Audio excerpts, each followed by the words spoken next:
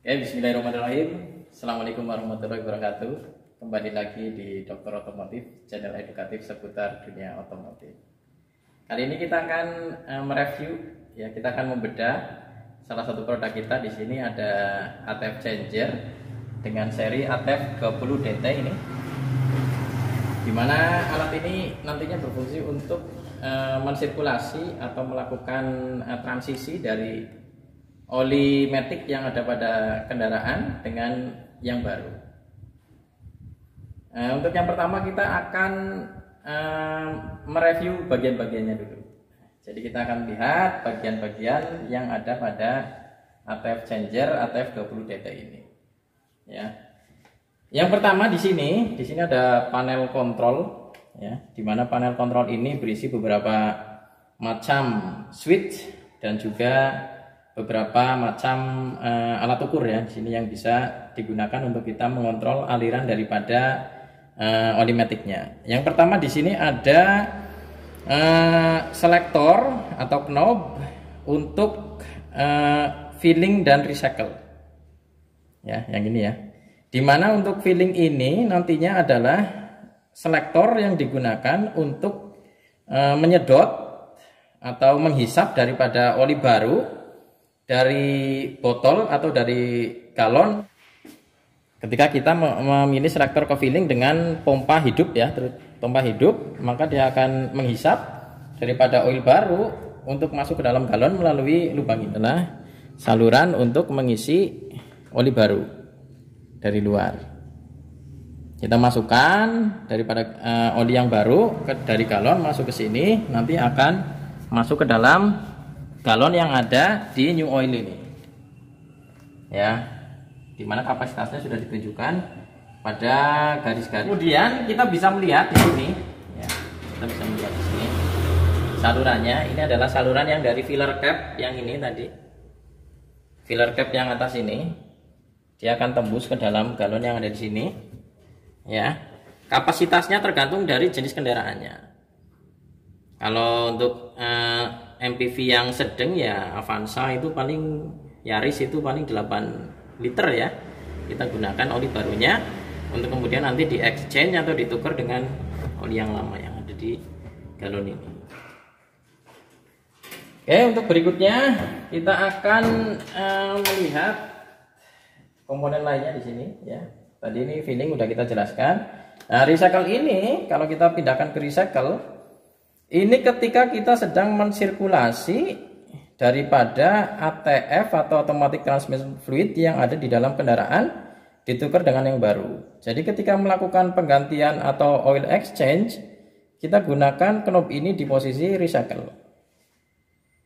Kalau filling tadi untuk menghisap, ya, oli baru masuk ke dalam galon. Kalau recycle ini nanti digunakan ketika untuk mensirkulasi. Jadi ini untuk mengeluarkan oli baru masuk ke dalam transmisi otomatisnya.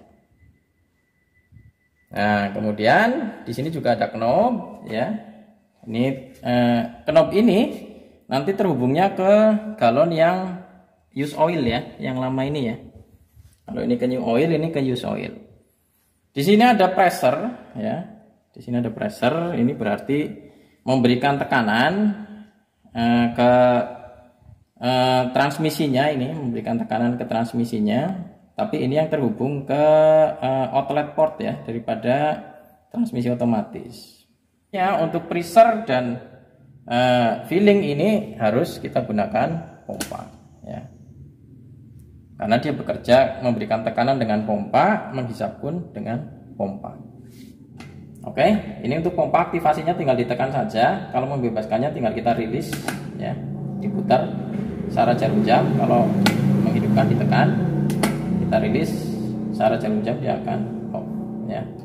Power lag ini menunjukkan kerja daripada pompa, dia kalau on akan menyala, ya. Nanti kita tes penggunaannya. Kemudian ini ada precision pump untuk pump pressure-nya, tekanannya bisa kita lihat di indikator manometer, ya, manometer atau pressure gauge, ya, yang ada di sini. Ini juga sama untuk tekanan dari gearbox, bisa kita lihat di pressure gauge yang ada di sini, ya. Satuannya tinggal dicek saja dengan spesifikasinya. Di sini ada dua satuan, ada PSI dan kilogram cm per second. Kemudian di sini ada sikring atau fuse untuk pengaman sirkuit ketika terjadi nantinya over arus ya, kelebihan arus yang masuk ke dalam pompa, maka secara otomatis sikring ini akan mengamankan alat ini ya. Ini bisa diganti kalau putus. Indikasinya kalau ini putus pasti power light-nya nggak menyala ya, tinggal diganti aja.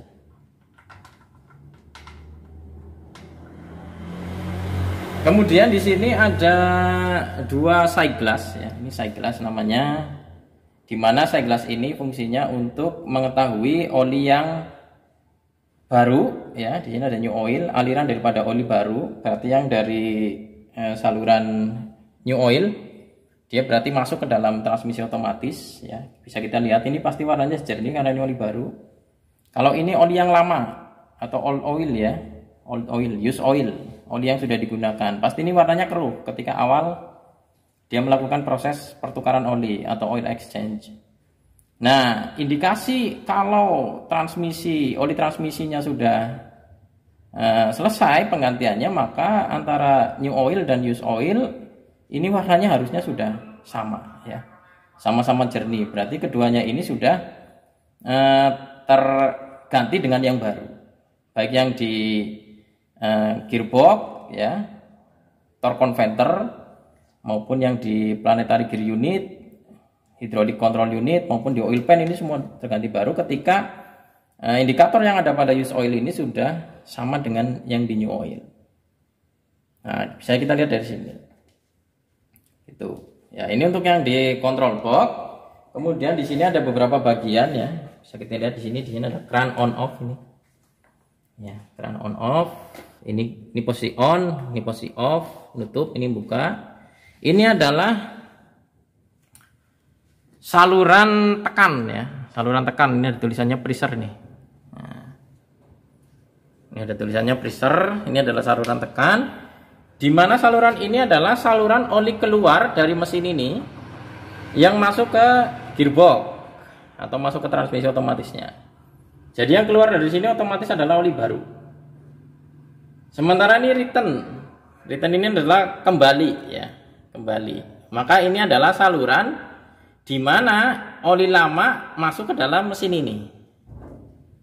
Ya, jadi jangan sampai salah memasang nanti ketika instalasi. Pressure ini kita masukkan ke bagian suction ya, daripada transmisi otomatis. Kalau ini return berarti saluran discharge-nya, saluran keluarnya daripada transmisi otomatis. Yang biasanya kita pakai sih yang di itu lower tank ya, lower tank radiator ya.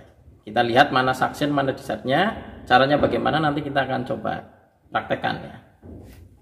Kemudian ada filter ini untuk menyaring ya daripada oli yang terhisap ke dalam mesin ya, yang masuk dalam mesin. Ini disaring di sini. Ini penggantiannya ya sesuai dengan waktu mesin ini bersirkulasi. Biasanya sih sampai berapa kali penggantian ini baru kita ganti. Kalau alirannya masih lancar ya ini masih bisa digunakan. Kan ini ada juga pipa beningnya ya untuk mengetahui alirannya lancar atau tidak, kan bisa dicek dari sini atau dari pressure gauge-nya. Kalau pressure gauge-nya kok tekanannya sudah tidak standar, ini indikasi bahwa filternya udah kotor dan minta diganti. Kemudian untuk power source ini kita dari sini, power source-nya ini menggunakan arus listrik DC ya, 12 volt DC. Ini ada probe merah positif dengan alligator clip-nya. Ini juga probe hitam alligator clip ke terminal negatif baterai. Jadi ini pakai baterai kendaraan, cukup simple digunakannya, portable ya, easy to carry. Jadi di mana aja bisa dipakai. Untuk bengkel-bengkel yang suka storing ya, yang tidak tersedia jaringan listrik PLN, jadi tidak perlu khawatir karena ini bisa digunakan di side plan misal ya, ketika storing atau di tempat-tempat yang memang tidak tersedia listrik daripada PLN ya. Karena ini sangat portable sekali menggunakan baterai 12 volt dari kendaraan. Kemudian di sini untuk komponen yang terakhir ini adalah konektor ya.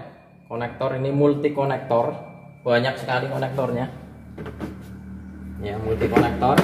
Kita akan lihat isinya. Konektor-konektornya di sini banyak sekali. Berbagai macam jenis kendaraan tersedia di sini ya.